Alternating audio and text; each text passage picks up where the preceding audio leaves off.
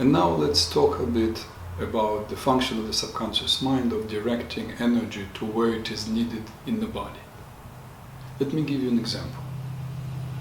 Imagine you walk in a city and you need to catch a bus. You turn around the corner and you see a bus is about to move. You are within 20 yards, 20 meters from the bus. What happens?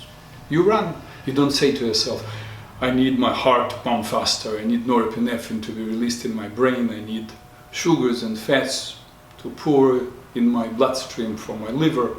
None of this happens. You don't even need to know physiology or neurophysiology. All you do is basically stimulate two processes.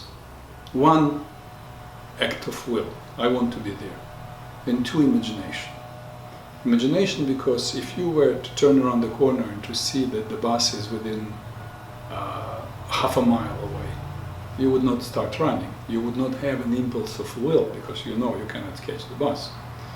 Once you recognize through an image of recognizing the space between you and the bus, and you had the impulse of will, I want to be there, all the rest was done by your subconscious mind. And indeed, sugars and fats did pour from your liver into your bloodstream, norepinephrine was released in your brain, suddenly your heart pumps faster and you run to the bus. So that happens totally unconsciously. But what happens if you talk to yourself in your mind about some event? Let's say you need to deliver a speech, give a lecture, and you are anxious about it. What does it mean, anxious? You begin to make up stories about what will happen.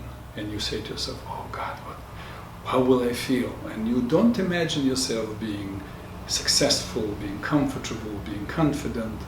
What you may imagine is people rolling their eyes up, turning around, looking at each other. That is not appreciating your presentation. And that's when what we call flight or fight response happens. You want to run away, because this is a very uncomfortable situation. And norepinephrine is released once again, sugars and fats are pouring into your bloodstream. What happens? You're ready to run, but there is no place to run. It's all happening in your mind.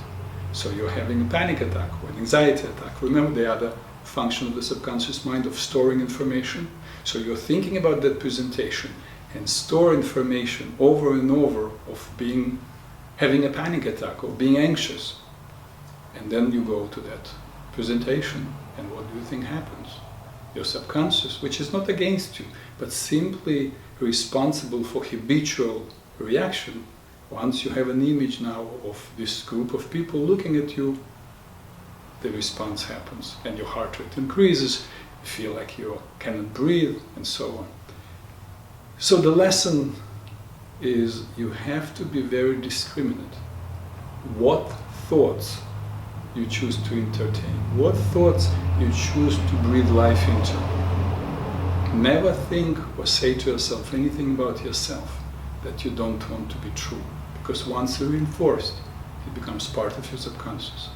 And then it's a challenge to change that pattern.